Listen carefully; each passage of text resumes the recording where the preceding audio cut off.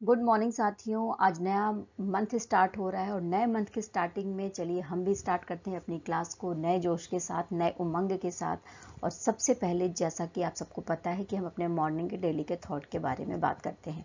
और उसके पहले मैं आप सबसे रिक्वेस्ट करना चाहूँगी कि अगर आप नए हैं तो चैनल को सब्सक्राइब कर लीजिए, बेल आइकन ज़रूर प्रेस कर लीजिए। चैनल को प्लीज़ लाइक ज़रूर करते रहिए क्योंकि लाइक करने से मुझे हौसला आता है, मेहनत करने की हिम्मत आती है और एक पॉजिटिव एनर्जी मेरे अंदर आती है। तो लाइक करना बिल्कुल मत भूलिए, कमेंट भी करिए, लाइक भी करिए और अगर आप नए हैं तो सब्सक्राइब भी कर लीजिए। इसी रिक्वेस्ट के साथ में, नए विचारधाराओं के साथ में, नए थॉट के साथ में मैं स्टार्ट करूँगी आज की अपनी क्लास को। तो आइए देखते हैं कि नए थॉट में क्या है हमारे पास। फर्स्ट जो हम बात कर रहे हैं वो है जो सदैव दूसरों की मदद के लिए तैयार रहता है वो जीवन में कभी उदास और परेशान नहीं रहता है। यानी आपके पास दो हाथ ईश्वर ने दिए हैं, उस हाथ को हमेशा दूसरों की मदद के लिए आगे बढ़ाते रहिए। अगर आपसे कभी भी कोई भी मदद मांगता है, हेल्प के लिए गुहार करता है, तो उसकी मदद अपने लेवल पे ज़रूर कर लीजिए क्योंकि पता नहीं ईश्वर किस रूप में आपके सामने आकर आपकी परेशानियों में आपकी जो मदद है वो करें, हेल्प करें। क्योंकि देखो, हम जो करते हैं वही हम भरते हैं, यानी हम जैसा करेंगे हमें मिलता वैसे ही है। अगर किसी के परेशानी में हम खड़े होंगे, साथ देंगे उसका, तो निश्चित ही जब हम परेशानी में होंगे तो ईश्वर भी हमारा साथ देने के लिए 10 हाथ आगे बढ़ाएंगे। तो इसी एक पॉजिटिव विचारधारा के साथ में, पॉजिटिव एटीट्यूड के साथ में नए मंथ की शुरुआत करते हुए मैं स्टार्ट करूंगी आज की अपनी क्लास को। देखो, अब हम जो बात कर रहे हैं वो पहली बात क्या है, हमारी पहली बात ये है कि हम माता पिता का वैश्विक दिवस यानी कि हम ग्लोबल डे ऑफ पेरेंट्स के बारे में बात कर रहे हैं, जो 1 जून को हर साल मनाया जाता है। इस बार भी हम ग्लोबल डे ऑफ पेरेंट्स मना रहे हैं 1 जून को। पहली बात यानी माता पिता को समर्पित, उनके सेक्रीफाइसेस को, उनके त्याग को समर्पित है ये दिन। और ये कब स्टार्ट किया गया था? तो ये संयुक्त राष्ट्र महासभा के द्वारा 2012 में स्टार्ट किया गया था। कब स्टार्ट किया गया था? 2012 में स्टार्ट किया गया था और उसके बाद जो है अक्रॉस द वर्ल्ड ये हर साल मनाया अब जाने लगा 1 जून को। और साथ में मैं आपको ये भी बता दूं कि 15 मई को अंतर्राष्ट्रीय परिवार दिवस यानी इंटरनेशनल फैमिली डे भी मनाया जाता है। इस बार की जो थीम है वो क्या है? तो परिवार और जनसांख्यिकी परिवर्तन। इस थीम के साथ हम ये डे जो है मना रहे हैं। क्लियर हो गया आप सबको? Okay. Families and demographic change, इस थीम के साथ हम ग्लोबल डे ऑफ पेरेंट्स को मना रहे हैं इस साल। ओके। आइए जो नेक्स्ट बात करते हैं वो वर्ल्ड मिल्क डे के बारे में बात कर रहे हैं, जो 1 जून को मनाया जाता है। यानी हर साल 1 जून को हम क्या मनाते हैं? 1 जून को हम मनाते हैं वर्ल्ड मिल्क डे। और किसके द्वारा मनाया जाता है? तो देखो, जो अक्रॉस द वर्ल्ड कोई भी डे मनाया जाता है तो उसमें संयुक्त राष्ट्र संघ का बहुत बड़ा हाथ होता है। उसके लिए रिजोल्यूशन पास किया जाता है संयुक्त राष्ट्र महासभा में, ये बात आप समझ लीजिए। तो संयुक्त राष्ट्र का ही एक ब्रांच है, एक उसकी एजेंसी है जिसका नाम है खाद्य और कृषि संगठन विभाग। तो इस डिपार्टमेंट के द्वारा ही अक्रॉस द वर्ल्ड ये डे मनाया जाता है। क्लियर? अच्छा, इस बार की थीम क्या है? तो जैसा कि आप देख सकते हैं कि 2023 की जो वर्ल्ड मिल्क डे है, इसकी थीम है will attempt to raise awareness of milk, promote here importance of milk in health and nutrition and spread awareness regarding milk production। इस थीम के साथ हम ये डे मना रहे हैं। ओके। आओ बात कर लेते हैं। अब कुछ नियुक्तियां हैं हमारे पास राजस्थान हाई कोर्ट से रिलेटेड और हिमाचल हाई कोर्ट से रिलेटेड। ठीक है, अभी जो हम बात कर रहे हैं वो राजस्थान हाई कोर्ट से रिलेटेड है। तो राजस्थान हाई कोर्ट के 41 नंबर के, किस नंबर के? 41 नंबर के मुख्य न्यायाधीश बन गए हैं कौन? ऑगस्टाइन जॉर्ज मसीह। कौन बन गए हैं? जैसा कि नाम आप देख सकते हैं, ऑगस्टाइन जॉर्ज मसीह बन गए हैं। 30 मई को इनको शपथ दिलाया गया है। किसके द्वारा? तो देखो, जो भी उच्च न्यायालय का यानी हाई कोर्ट का जो भी मुख्य न्यायाधीश होता है या न्यायाधीश होता है, उसकी शपथ कौन दिलाता है? उसकी शपथ वहाँ के राज्यपाल दिलाते हैं। तो राजस्थान के जो राज्यपाल हैं जिनका नाम क्या है? कलराज मिश्र। क्या नाम है? कलराज मिश्र। इनके द्वारा शपथ दिलाई गई। और साथ में ही मैं आपको बता दूं कि इसके पहले यानी ऑगस्टाइन जॉर्ज मसीह के बारे में अगर हम बात करें तो ये किसकी जगह लेंगे, तो ये जगह लेंगे पंकज मित्तल की। किसकी जगह ले रहे हैं, पंकज मित्तल की जगह ले रहे हैं, क्योंकि पंकज मित्तल को फरवरी 2023 में सर्वोच्च न्यायालय के न्यायाधीश के रूप में नियुक्त कर दिया गया था। तो अब ये जगह खाली हो गई थी, तो अब इस जो जगह खाली हो गई थी इसकी जगह पर ही अपॉइंटमेंट हुआ है 41 नंबर के मुख्य न्यायाधीश के रूप में। ओके, क्लियर हो गया, ठीक है। अच्छा, अगर न्यायमूर्ति मसीह के बारे में बात करें तो ये 2008 में जो है पंजाब और हरियाणा के जो हाई कोर्ट है उसमें भी अतिरिक्त न्यायाधीश के रूप में काम कर रहे थे, ठीक है। और उसके बाद 2011 में ये स्थायी न्यायाधीश के रूप में काम करने लगे थे, ठीक है। क्लियर हो गया सारी बातें, ओके। अब राजस्थान के बारे में बात करो तो देखो, सबसे पहले जैसा कि आप सबको अच्छे से पता है कि हम कोई भी स्टेट पढ़ते हैं तो उससे रिलेटेड जो स्टैटिक जीके है वो हम ज़रूर पढ़ते हैं। तो आप भारत के मैप में जब आप राजस्थान का एरिया देखोगे तो आपको उत्तरी पश्चिमी एरिया में देखने को मिल जाएगा राजस्थान, जिसका बॉर्डर पाकिस्तान के साथ शेयर होता है, ठीक है। साथ में मैं आपको ये भी बता दूं कि हरियाणा, उत्तर प्रदेश, मध्य प्रदेश, गुजरात, ये सारे इसके बॉर्डर हैं। अच्छा, जो राजस्थान है वो एक राज्य के रूप में कब सामने आया, तो राज्य का गठन हुआ था 30 मार्च को। कब गठन हुआ था, 30 मार्च को 1949 में, ठीक है। जब जो पहले राजस्थान को क्या कहा जाता था, राजपूताना कहा जाता था। तो राजपूताना को जब भारत के डोमिनियन में मिला दिया गया तब उसका नाम क्या हो गया था, तब इसका नाम हो गया था राजस्थान। क्लियर है। अच्छा, अगर क्षेत्रफल की दृष्टि से आप बात करोगे तो क्षेत्रफल की दृष्टि से भारत का फर्स्ट नंबर का स्टेट है ये, और अगर पॉपुलेशन की दृष्टि से आप बात करेंगे तो भारत का जो है 7th नंबर का ये एक स्टेट है। क्लियर। इसकी राजधानी जैसा कि हम सबको अच्छे से पता है कि जयपुर है। जिले यहाँ पर 33 आपको मिलेंगे और मंडल 7 है, यानी जो ये पूरा एरिया है 7 मंडल में बटा हुआ है जिसमें 33 जिले हैं। राज्यपाल कलराज मिश्र हैं, मुख्यमंत्री अशोक गहलोत हैं, और जो राज्य विधानमंडल है वो कैसी है, वो एक सदनीय है, यानी एक सदन है सिर्फ यहाँ पर, ठीक है। और विधानसभा में जो विधानसभा है राजस्थान विधानसभा, वहाँ पर क्या है 200 सीटें हैं, यानी जो विधानमंडल है वो एक सदनीय है, वहाँ पर सिर्फ विधानसभा है और विधानसभा में 200 सीटें यहाँ पर देखने को हमें मिलेंगी। यहाँ पर इसका मतलब ये है कि यहाँ पर विधान परिषद नहीं है, ये जरूर याद रखिएगा, एग्जाम में पूछा जाता है। स्टेट दे दिए जाते हैं और पूछा जाता है कि कौन कौन सा स्टेट है जहाँ पर विधानसभा है और विधान परिषद है, और कौन से ऐसे स्टेट हैं जहाँ पर सिर्फ और सिर्फ विधानसभा है। ओके, अब देखो नेक्स्ट हम बात कर रहे हैं, जैसा कि नियुक्तियों के बारे में मैंने बताया था कि हम बात करेंगे हिमाचल प्रदेश के जो हाई कोर्ट है उसके 28 नंबर के, किस नंबर के, 28 नंबर के मुख्य न्यायाधीश यानी चीफ जस्टिस के रूप में किसने शपथ लिया है। तो इनका नाम देख लो, इनका नाम है मामिदन्ना सत्यरत्न श्री रामचंद्र राव। मामिदन्ना सत्यरत्न श्री रामचंद्र राव नाम है इनका, और इन्होंने 28 नंबर के चीफ जस्टिस के रूप में क्या लिया है, शपथ ग्रहण करा हुआ है। अब देखो, अब आइए हिमाचल प्रदेश के बारे में बात करते हैं। तो हिमाचल प्रदेश के राज्यपाल कौन है, तो हिमाचल प्रदेश के राज्यपाल हैं शिव प्रताप शुक्ला, और यहाँ के मुख्यमंत्री कौन है, तो सुखविंदर सिंह सुक्खू, ठीक है। अच्छा, हिमाचल प्रदेश के राज्यपाल के द्वारा ही इनको इनके पद की शपथ दिलाई गई है। क्लियर हो गया। अगर मैं रामचंद्र के बारे में बात करूं तो ये 2012 में आंध्र प्रदेश उच्च न्यायालय के न्यायाधीश के रूप में काम कर चुके हैं, और इसके पहले ये 2021 में तेलंगाना राज्य के मुख्य न्यायाधीश भी रह चुके हैं, ठीक है। पंजाब और हरियाणा उच्च न्यायालय के न्यायाधीश के रूप में भी ये काम कर चुके हैं। तो आप देख सकते हैं कि इनका जो कार्यकाल है वो कितना ज़्यादा विस्तृत है।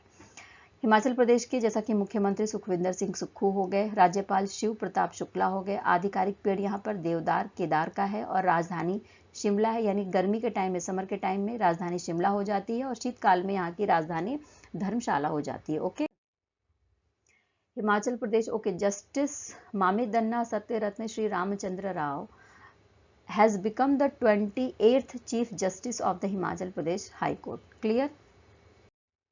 आओ बात करें एडिनबर्ग विश्वविद्यालय के बारे में। एडिनबर्ग विश्वविद्यालय मैं आपको बता दूं कहाँ पर है, तो एडिनबर्ग विश्वविद्यालय यूके में है।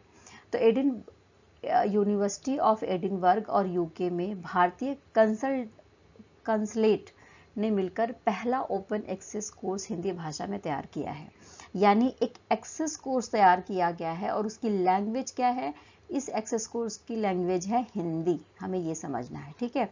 और कहाँ पर स्टार्ट किया गया है, तो एडिनबर्ग जो यूनिवर्सिटी है वहाँ पर स्टार्ट किया गया है।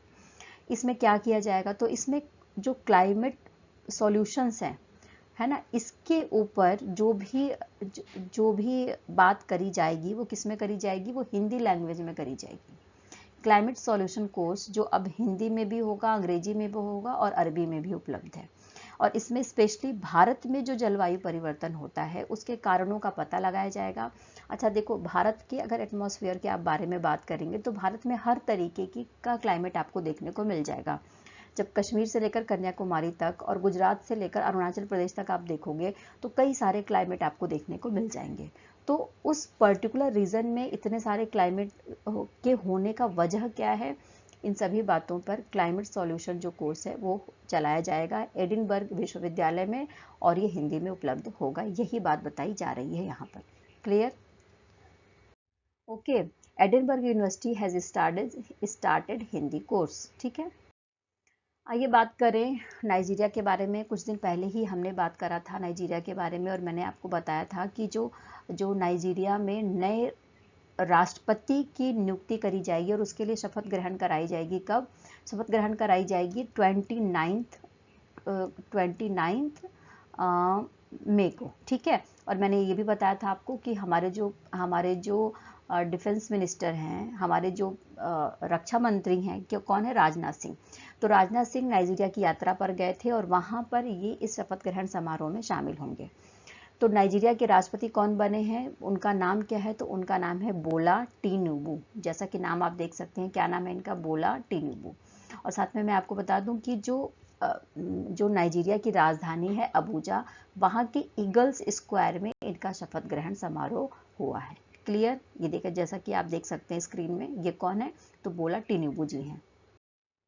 आइए नाइजीरिया को समझे। तो नाइजीरिया का मैप सबसे पहले देखो, जैसा कि मैप में ही हमें देख के समझ में आ रहा है कि ये एक अफ्रीका महाद्वीप को जब आप देखोगे तो अफ्रीका महाद्वीप में आपको गिनी की खाड़ी पर स्थित दिखेगा। ये किसकी खाड़ी पर दिखेगा? गिनी की जो खाड़ी है उस पर स्थित दिखेगा नाइजीरिया, है ना।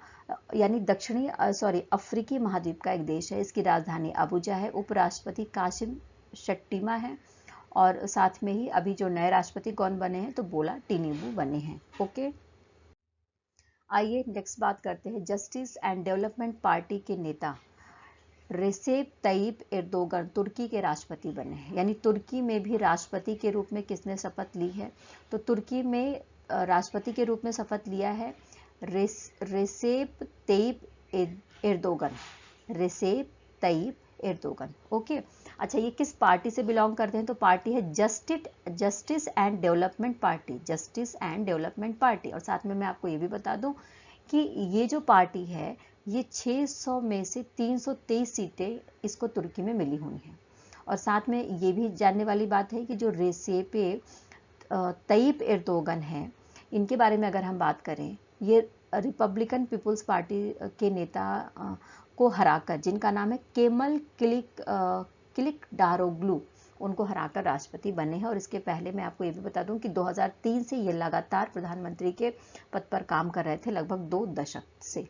ठीक है, ओके, हमें समझ में आ गया। ठीक है, आइए तुर्की को समझे। सबसे पहले तुर्की का मैप हम देखते हैं। तुर्की, जिसको हम टर्की कहते हैं, आप देखोगे एक प्रायद्वीप है। इस प्रायद्वीप का नाम क्या है? इस प्रायद्वीप का नाम है अनातोलियन प्रायद्वीप। इस प्रायद्वीप पर आपको तुर्की देखने को मिलेगा। और ये जो प्रायद्वीप है कहाँ पर है? ये प्रायद्वीप है पश्चिमी एशिया में। कहाँ पर है? पश्चिमी एशिया में। ठीक है, इसकी राजधानी के बारे में बात करें तो अंकारा यहाँ की राजधानी है। और सबसे बड़ा इसका जो शहर है टर्की का, वो क्या है? इस्तांबुल है। ठीक है, और सबसे बड़ा जो फाइनेंशियल एक तरीके से सेंटर के बारे में बात करें तो वो भी इस्तांबुल है। यहाँ के उपराष्ट्रपति कौन है? तो फुअत ओक्टे हैं। क्लियर?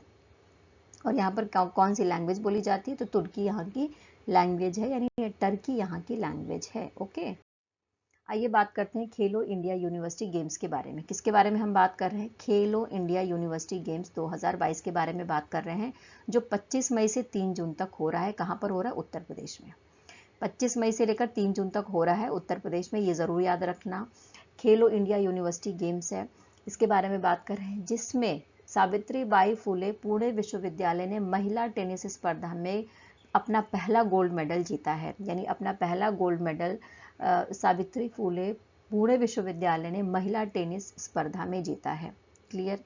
अच्छा, ये जो टूर्नामेंट है वो कहाँ पर हो रहा है? जैसा कि मैंने आपको बता दिया है कि यूपी में हो रहा है, लेकिन ये जो टूर्नामेंट है स्पेशली ये कहाँ पर हुआ है? तो लखनऊ के इकारा इंटरनेशनल टेनिस स्टेडियम में हुआ है। कहाँ पर हुआ है? लखनऊ के इकाना इंटरनेशनल टेनिस स्टेडियम में हुआ है।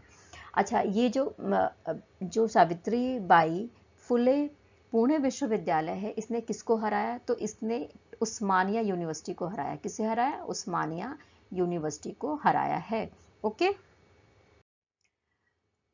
Savitribai Phule university wins its first gold medal in women's tennis event at Khelo India university games. Clear.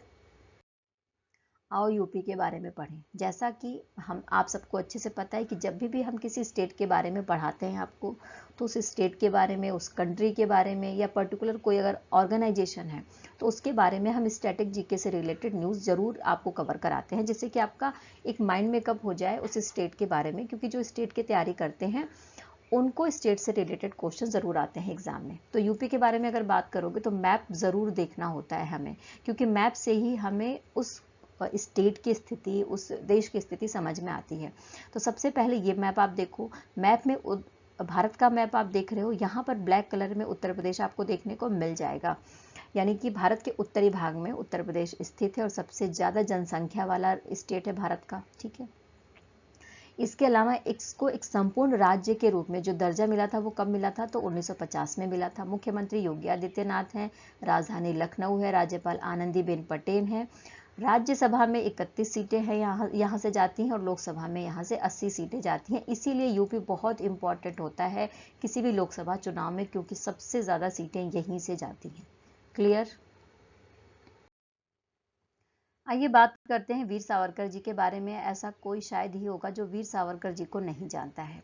स्वतंत्रता सेनानी थे, भारत की स्वतंत्रता के लिए फ्रीडम फाइटर के रूप में हम इनको बहुत अच्छे से जानते हैं। तो इनकी बर्थ एनिवर्सरी मनाई गई थी किस नंबर की? 140th नंबर की। ठीक है। और इस बर्थ एनिवर्सरी को जब महाराष्ट्र में मनाया गया, तो महाराष्ट्र के मुख्यमंत्री कौन है? तो हमें सबको पता है कि एकनाथ शिंदे हैं। हम सबको पता है ना, एकनाथ शिंदे इनके महाराष्ट्र के मुख्यमंत्री हैं। तो उन्होंने ये घोषणा करी कि मुंबई में जो बांद्रा वर्सोवा समुद्री मार्ग है उसका नाम बदलकर क्या कर दिया जाएगा? उसका नाम बदलकर वीर सावरकर बांद्रा वर्सोवा सागरी सेतु कर दिया जाएगा। वीर सावरकर बांद्रा वर्सोवा सागरी सेतु कर दिया जाएगा, ऐसी बात कही गई है महाराष्ट्र के मुख्यमंत्री एकनाथ शिंदे जी के द्वारा। ओके। अच्छा देखो, अब इनकी जो बर्थ एनिवर्सरी है वो हमने कब मनाई है? तो 28 मई को मनाई है। कब मनाई है? 28 मई को मनाई है। और साथ में मैं आपको बता दूं कि इनका बर्थ कब हुआ था? तो 28 मई को ही 1883 में इनका जन्म हुआ था। कहाँ पर हुआ था? तो महाराष्ट्र में जो नासिक है वहाँ का भागुर एक जगह है, वहाँ पर इनका जन्म हुआ था। रत्नागिरी में इनको कैद किया गया था। जो महाराष्ट्र का रत्नागिरी है वहाँ पर इनको कैद किया गया था। और 1922 में यानी 1922 में इन्होंने हिंदू राष्ट्रवादी आंदोलन चलाए थे। ठीक है। इनकी डेथ के बारे में बात करें तो इनकी डेथ हुई थी 26 फरवरी 1966 को। क्लियर। महाराष्ट्र, जैसा कि महाराष्ट्र के बारे में हमने पढ़ा, तो आइए महाराष्ट्र को देखते हैं।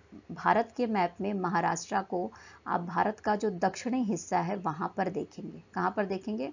भारत के दक्षिणी हिस्से में आपको महाराष्ट्र देखने को मिल जाएगा। जिसके पश्चिम में क्या है? तो जिसके पश्चिम में है अरब सागर। क्या है? अरब सागर। ओके। अच्छा, ये जो महाराष्ट्र बसा हुआ है पूरी तरीके से दक्कन के पठार पर बसा हुआ है। यहीं पर हम दक्कन के पठार की स्थिति पढ़ते हैं ना, तो दक्कन के पठार पर ये बसा हुआ है। मुख्यमंत्री जैसा कि मैंने आपको बता दिया एकनाथ शिंदे जी हैं। और यहाँ पर राज्यपाल कौन है? तो रमेश बैस हैं। आधिकारिक पशु भारतीय विशाल गिलहरी, आधिकारिक पक्षी पीले पैरों वाला हरा कबूतर। ये तो याद हो जाना चाहिए क्योंकि डेली ही हम इनके बारे में पढ़ते हैं। आधिकारिक नृत्य यहाँ पर लावनी है ना, जिसके बारे में हम जानते हैं। और यहाँ की राजधानी मुंबई है, जैसा कि हम सबको अच्छे से पता भी है। ओके। आओ बात करें। अब देखो महाराष्ट्र ने एक और काम किया है, वो देख लेते हैं क्या काम किया है। वो देखिए, महाराष्ट्र में जो नया फाइनेंशियल ईयर आया था, ठीक है, तो नए फाइनेंशियल ईयर के तहत ही ये घोषणा करी गई थी कि लगभग महाराष्ट्र के जो 1 करोड़ से अधिक किसान हैं, महाराष्ट्र के जो 1 करोड़ से अधिक किसान हैं उनके अकाउंट में सालाना यानी वार्षिक रूप से यानी ईयरली क्या किया जाएगा, ईयरली 6,000 रुपये जो है डाले जाएंगे महाराष्ट्र गवर्नमेंट की तरफ से। कितने? 6,000 रुपये डाले जाएंगे महाराष्ट्र गवर्नमेंट की तरफ से। अच्छा, ये भी बोला गया कि ये जो स्कीम है चलाई गई है उसका नाम क्या है, तो नमो शेतकरी महासम्मान योजना, नमो शेतकरी महासम्मान योजना। और जो महाराष्ट्र का बजट आया था उसमें इस बात की घोषणा करी गई थी, लेकिन 30 मई को अब इसको जो है कैबिनेट ने मंजूरी दे दी है, इसके लिए योजना बना दी है और इस योजना का नाम है नमो शेतकरी महासम्मान योजना। मुख्यमंत्री शिंदे ने ये भी बोला कि ये जो पीएम किसान योजना है उसके तहत भी 6,000 रुपये दिए जाते हैं, ठीक है ना, उसके तहत भी ईयरली 6,000 रुपये दिए जाते हैं, तो उससे अलग ये राज्य की तरफ से दिया जा रहा है। इसके अलावा महाराष्ट्र की गवर्नमेंट ने ये भी बोला कि जेंडर इंक्लूसिव टूरिज्म पॉलिसी बनाई गई है, जेंडर इंक्लूसिव टूरिज्म पॉलिसी बनाई गई है, जिसका नाम क्या रखा गया है, जिसका नाम रखा गया है आई। ये भी महाराष्ट्र में स्टार्ट किया गया है। और इसके अलावा the cabinet also approve the starting of women bike taxi service at some tourist places, यानी महिलाओं को सशक्त बनाने के लिए वुमेन बाइक टैक्सी सर्विस भी स्टार्ट कर रहा है महाराष्ट्र। क्लियर? तो ये सारी न्यूज़ है महाराष्ट्र से। अगर आप किसी एग्जाम की तैयारी कर रहे हैं महाराष्ट्र से रिलेटेड तो आपके लिए बहुत इंपॉर्टेंट हो जाता है। आइए बात करें जम्मू कश्मीर के बारे में। आज हमारे पास हर स्टेट से न्यूज़ है। ये जो न्यूज़ है वो जम्मू कश्मीर से रिलेटेड न्यूज़ है। जब हम जम्मू कश्मीर जाते हैं तो हम सब जो डल झील है उसमें शिकारा की यात्रा करते हैं, ठीक है ना, हम मज़े लेते हैं ना, शिकारा में बैठकर हम पूरा वो डल झील घूमते हैं, फिर हम देखते हैं व्यू कितना अच्छा है। तो इसी के ऊपर एक बात करी गई है, जो शिकारा चलाते हैं, जो रजिस्टर्ड हैं शिकारा चलाने के लिए, उनके लिए ये बोला गया है जम्मू कश्मीर सरकार की तरफ से कि डल और नगीन झीलों, कौन सा, डल और नगीन झीलों में जो शिकारा नौका चलाने वाले हैं उनको जीवन रक्षक जैकेट रखना होगा। यानी जब आप जाएंगे तो आपको जैकेट, इस तरीके की जो जैकेट है ना, जो हम पहन लें और पानी में अगर गिर जाएं तो डूबेंगे नहीं, तैर सकते हैं, यानी वो हमें तैरकर साइड में ले जा सकती है, तो वो जीवन रक्षक जैकेट रखना अनिवार्य है। इसलिए बोला गया क्योंकि जम्मू कश्मीर पर्यटन व्यापार अधिनियम 1978 के तहत जो रजिस्टर्ड शिकारा हैं उन सबको ऐसा करना पड़ेगा, और अगर उन्होंने ऐसा नहीं किया तो क्या कर दिया जाएगा, उनका जो रजिस्ट्रेशन है उसको रद्द कर दिया जाएगा। ओके, इसके पीछे का मोटिव ये है कि जो लोग शिकारा की यात्रा पर जा रहे हैं उसके मज़े लेने के लिए जाते हैं, उनकी लाइफ को भी सेव किया जा सके। और कम से कम एक शिकारा में 3 जैकेट होने चाहिए, यानी जो 3 लाइफ जैकेट्स होने चाहिए, जीवन रक्षक जैकेट होने चाहिए, ऐसा बोला गया है जम्मू कश्मीर सरकार की तरफ से। ओके, आइए बात करते हैं गुवाहाटी के बारे में। गुवाहाटी कहाँ पर है, तो जब हम भारत का मैप देखते हैं, ओके, भारत का मैप जब आप देखते हो, थोड़ा सही नहीं बना है, भारत का मैप जब देखते हो तो यहाँ पर ये जो 7 सिस्टर्स वाला एरिया है इसमें आपको आसाम देखने को मिलेगा और आसाम में ही गुवाहाटी देखने को मिलेगा। तो आसाम का जो गुवाहाटी है वहाँ से पश्चिम बंगाल का जो न्यू जलपाईगुड़ी है उसको जोड़ने के लिए पश्चिम बंगाल हमारा यहाँ पर है ना, तो पश्चिम बंगाल को जोड़ने के लिए क्या किया जा रहा है, एक वंदे भारत एक्सप्रेस चलाई जा रही है। और ये वंदे भारत एक्सप्रेस किस नंबर की है, तो 18th नंबर की है। किस नंबर की है, 18th नंबर की है। कब चलाई गई है, तो 29 मई को इसका उद्घाटन कर दिया गया है प्रधानमंत्री नरेंद्र मोदी जी के द्वारा। साथ में ही जब ये गए हैं उद्घाटन के लिए तो इन्होंने बोंगाई गांव, दुधनोई, मेंडीपाथेर और गुवाहाटी चापुरमुख नव विद्युतीकृत खंड भी राष्ट्र को समर्पित किया है, यानी ये काम भी किया गया है। अच्छा देखो, अगर डिस्टेंस के बारे में बात करें तो न्यू जलपाईगुड़ी और गुवाहाटी के बीच में जो डिस्टेंस है वो कितना कवर करेगा वंदे भारत के द्वारा, तो 411 किलोमीटर। कितना, 411 किलोमीटर। और कितना टाइम लगेगा, तो 5 घंटे और 30 मिनट का टाइम लगेगा। ओके, और ये वीक में 6 दिन काम करेगी ये वंदे भारत एक्सप्रेस, यानी वीक में 6 दिन तक आप यात्रा के मज़े ले सकते हैं इस वंदे भारत के माध्यम से, न्यू जलपाईगुड़ी से गुवाहाटी तक, गुवाहाटी से न्यू जलपाईगुड़ी तक। क्लियर? अब देखो, जैसा कि वंदे भारत ट्रेन के बारे में है, तो वंदे भारत ट्रेन के बारे में जब भी नई आती है तो हम उसके बारे में पढ़ते हैं, जो स्टैटिक जीके से रिलेटेड क्वेश्चन है वो ज़रूर पढ़ते हैं।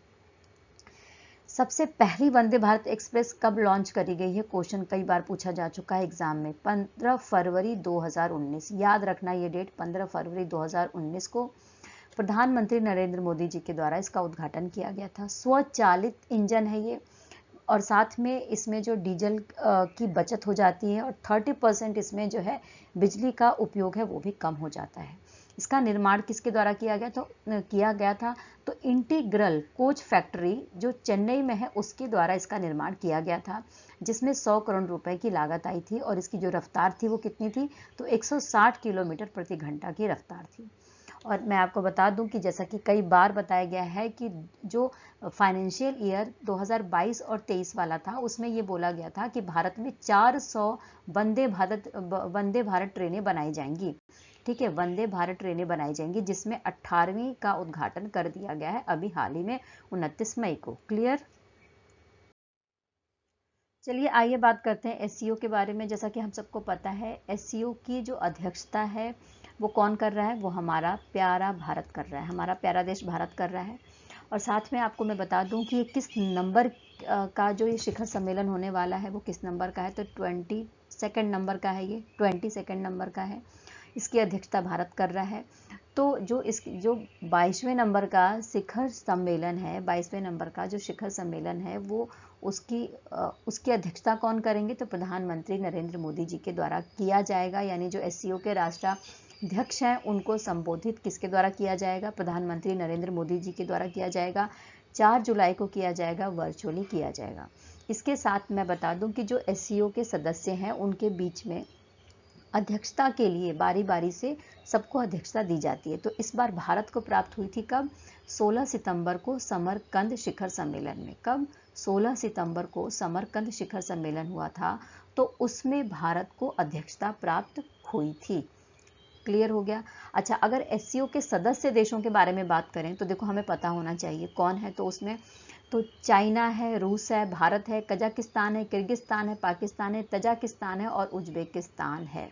इसके अलावा पर्यवेक्षक राज्य भी हैं जिनको आमंत्रित किया गया है, ईरान, बेलारूस और मंगोलिया। इसके अलावा क्वेश्चन आ सकता है कि गेस्ट ऑफ चेयर किसको आमंत्रित किया गया था? गेस्ट ऑफ द चेयर किसको आमंत्रित किया गया था एससीओ की तरफ से? तो तुर्कमेनिस्तान को आमंत्रित किया गया था। तुर्कमेनिस्तान को आमंत्रित किया गया था एससीओ के गेस्ट ऑफ द चेयर के लिए। पर्यवेक्षक राज्य कौन से हैं? तो ईरान है, बेलारूस है, मंगोलिया है। बाकी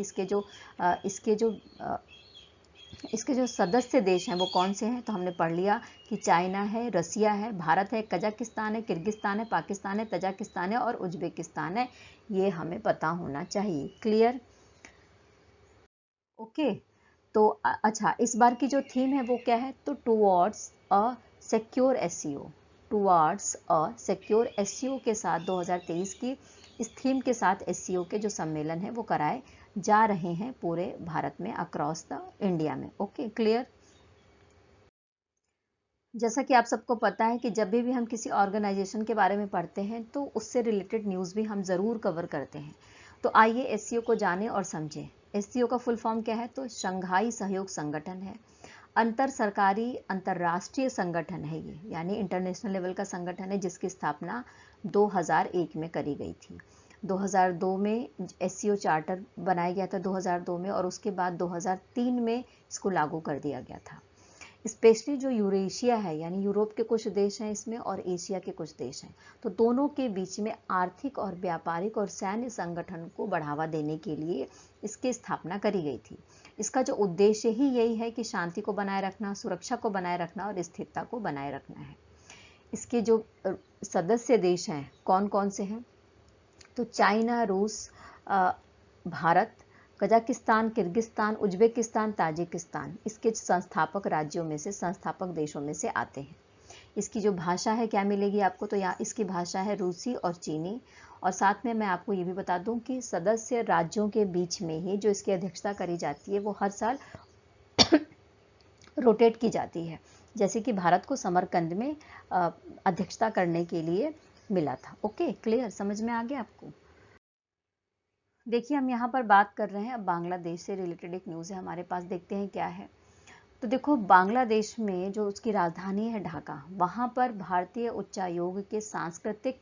भारतीय सांस्कृतिक केंद्र में 1971 की एक नई लिबरेशन वॉर गैलरी का उद्घाटन 30 मई को किया गया है। हम सबको अच्छे से पता है कि 1971 में युद्ध हुआ था और उस युद्ध के बाद ही बांग्लादेश एक नए देश के रूप में उभर कर सामने आया था।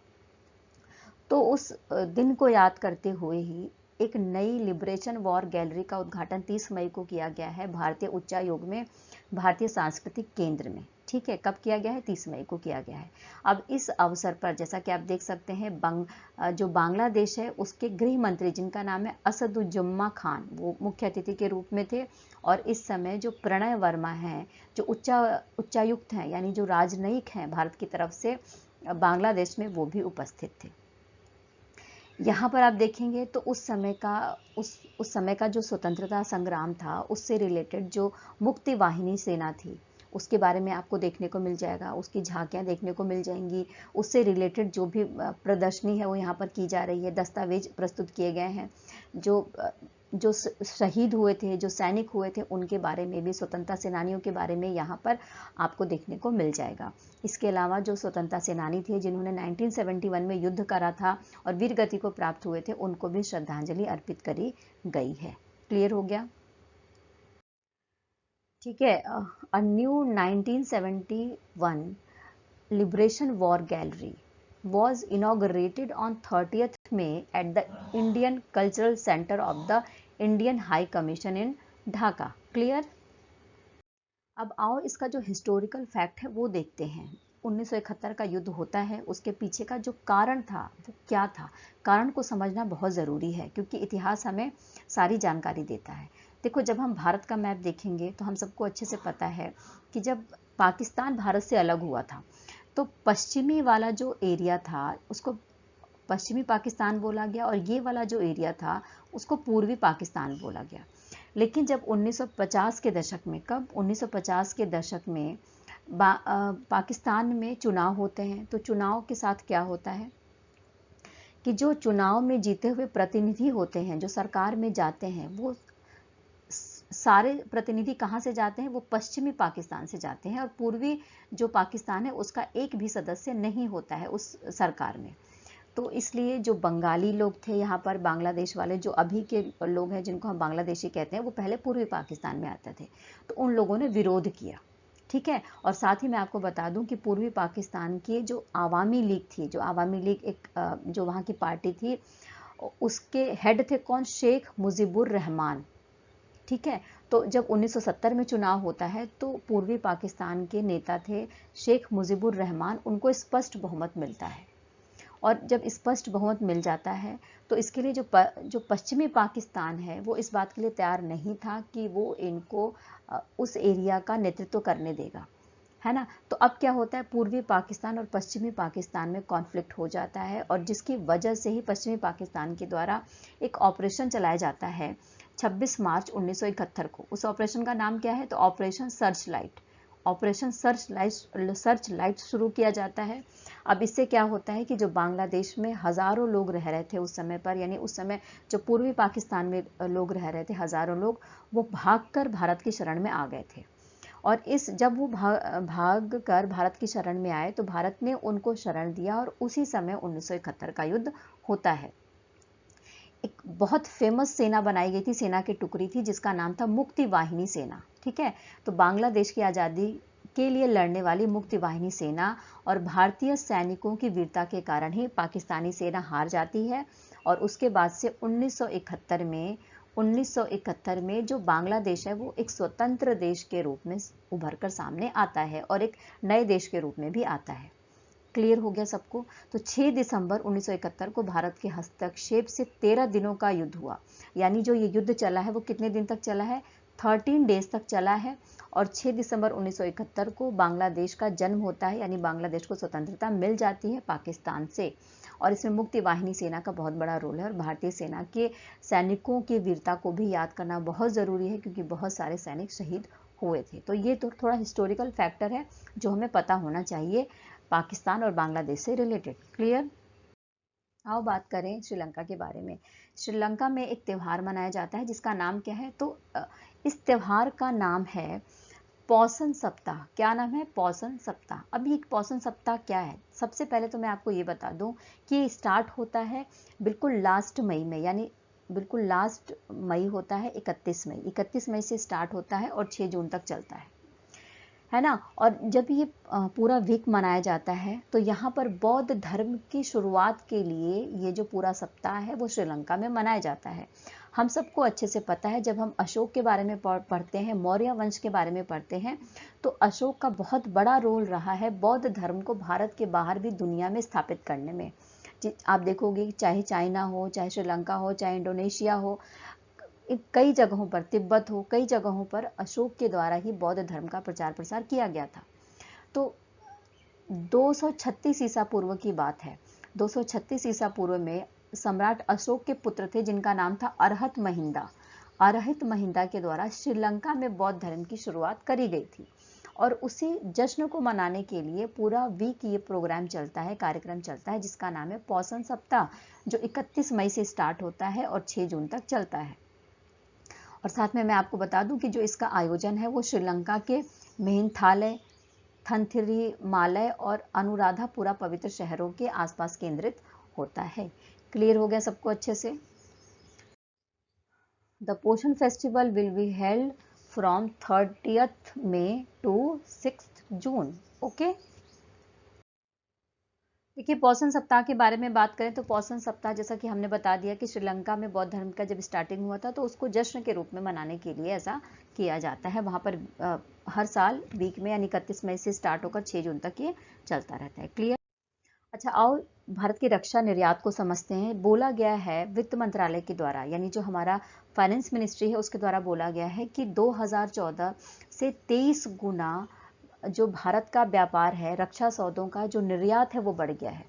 निर्यात बढ़कर कितना हो गया है? तो बोला गया है कि 16,000 करोड़, आप देखेंगे 16,000 करोड़ निर्यात बढ़ गया है, ऐसी बात कही गई है ना।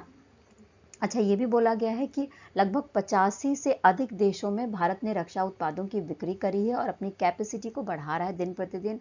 भारत में 100 फर्म आपको देखने को मिलेंगे, यानी 100 फर्म्स हैं जो भारत में रक्षा उत्पादों को बना रहे हैं। और इसके अलावा 2018 और 19 में 46% जो है सामान, हम रक्षा उत्पाद से रिलेटेड जो सामान है उसको आयात करते थे, लेकिन अब इसकी जो संख्या है, उसका जो परसेंटेज है वो कम हो गया है। पिछले साल लगभग 36% रहा है, यानी आप देख सकते हैं लगभग 10% का फर्क हमें देखने को मिल रहा है। तो ये बहुत इंपॉर्टेंट न्यूज़ है हम सबके लिए।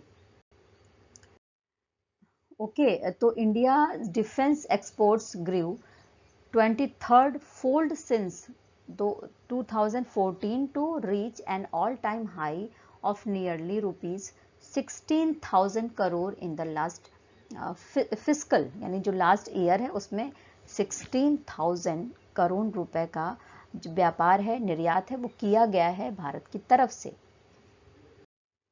आत्मनिर्भर भारत के बारे में बात करें तो देखो, जब बीजेपी की गवर्नमेंट आई थी 2014 में ही, तो 2014 में ही प्रधानमंत्री नरेंद्र मोदी के द्वारा राष्ट्रीय सुरक्षा, गरीबी उन्मूलन और डिजिटल इंडिया पहल को ध्यान में रखते हुए एक शब्द दिया गया था। उसका नाम क्या था? आत्मनिर्भर भारत। यानी भारत को आत्मनिर्भर बनाना है, हर एक फील्ड में डिजिटली बनाना है, रक्षा उत्पादों में बनाना है, सड़कों में बनाना है, जो भी टेक्नोलॉजी फील्ड है उस सब में भारत को आत्मनिर्भर बनाना है। तो ये शब्द तभी आया था 2014 में। ओके, अब बात करते हैं सचिन तेंदुलकर के बारे में, क्योंकि सचिन तेंदुलकर को 30 मई को महाराष्ट्र में स्वच्छ मुख अभियान के लिए स्माइल एम्बेसडर नियुक्त किया गया है। यानी स्वच्छ मुख अभियान के लिए स्माइल एम्बेसडर के रूप में नियुक्त किया गया है किसी क्रिकेटर सचिन तेंदुलकर को। 30 मई को ऐसा किया गया है। और जो महाराष्ट्र के मुख्यमंत्री एकनाथ शिंदे हैं और डिप्टी सीएम कौन है? तो देवेंद्र फडणवीस। तो उनके द्वारा ये समझौता किया गया है, समझौते पर हस्ताक्षर किया गया है। इसके अलावा हम सबको ये भी पता है कि कुछ दिन पहले ये न्यूज़ मैंने कवर कराई थी कि मार्च का जो महीना था उसमें एंटीसेप्टिक ब्रांड सेल्वान ने तेंदुलकर को सेल्वान स्वस्थ इंडिया मिशन के लिए पहला हैंड एम्बेसडर बनाया था। ये न्यूज़ हमने कवर करी थी। महाराष्ट्र के राज्यपाल रमेश बैस, महाराष्ट्र के मुख्यमंत्री कौन है? तो एकनाथ शिंदे, राजधानी Mumbai. Clear? On 30th May 2023, cricketer Sachin Tendulkar has been named the Smile Ambassador for the Swachh Mukh campaign in Maharashtra. Okay, अब बात करें यस बैंक के बारे में। यस बैंक ने अपना क्या करा है, नए रंग नए अभियान के साथ नया लोगो लॉन्च करने की घोषणा करी है। अच्छा, नया अभियान क्या है इसका, तो नया अभियान है लाइफ को बनाओ रिच। इस अभियान का नाम क्या है जो यस बैंक के द्वारा चलाया गया है, तो लाइफ को बनाओ रिच। और साथ में ये भी बता दूं कि इसने अपनी जो ब्रांड है उसकी पहचान को रिन्यू करने के लिए ऐसा किया है, नए रंग का इस्तेमाल करने के लिए नए लोगों को लॉन्च करेगा यस बैंक, ऐसी बात कही गई यस बैंक की तरफ से। साथ ही आपको नीले और लाल रंग का जो कॉम्बिनेशन है वो देखने को मिल जाएगा इसके लोगो में। ठीक है, तो yes bank announced launches of new logo with new colours and new campaign. Okay, देखिए जो हम बात कर रहे हैं, प्रधानमंत्री नरेंद्र मोदी जी के साथ में कैबिनेट की बैठक हुई है और कैबिनेट की बैठक के बाद में जो भारत के बाहर विभिन्न विदेशी पदों पर लोग कार्यरत थे जिनका कार्यकाल समाप्त हो गया है, उनकी जगह पर 12 नई नियुक्तियां करी गई हैं, 12 नए अपॉइंटमेंट करे गए हैं, जिसमें से अंतर्राष्ट्रीय नागरिक उड्डयन संगठन के परिषद में भारत का प्रतिनिधि सीनियर ब्यूरोक्रेट अंगुशु माली रस्तोगी को नियुक्त किया गया है।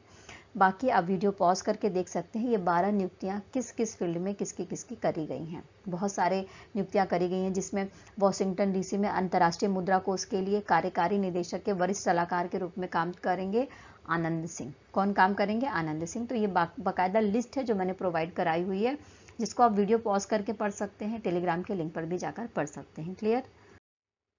ओके, यही सारी नियुक्तियां जो यहाँ पर भी दी गई हैं, 12 नियुक्तियों के बारे में बात की जा रही है यहाँ पर। ओके, नेक्स्ट जो हम बात कर रहे हैं, लेखक रामचंद्र मूर्ति कोंडू भाटला के बारे में। लेखक है रामचंद्र मूर्ति कोंडलू भाटला। इसके बारे में क्या बात किया जा रहा है देख लो। इनकी एक नई बुक आई है जिसका नाम है NTR ए पॉलिटिकल बायोग्राफी। क्या नाम है? NTR ए पॉलिटिकल बायोग्राफी के नाम की एक बुक आई है। इसके लेखक कौन है? तो पत्रकार, पेशे से पत्रकार, संपादक और लेखक है रामचंद्र मूर्ति कोंडू भाटला। अच्छा, हम NTR के बारे में बात करें तो NTR के बारे में हम सबको अच्छे से पता होगा। आंध्र प्रदेश जो तेलुगु राज्य है, पहले आंध्र प्रदेश और तेलंगाना एक में थे, है ना। तो जो पुराना वाला आंध्र प्रदेश है उसमें इनका राजनीतिक जो इनकी पहचान थी, इनका जो प्रभाव था, इनका जो राष्ट्रीय स्तर था, राजनीतिक कद था, उन सब के बारे में इस बुक में देखने को आपको मिल जाएगा।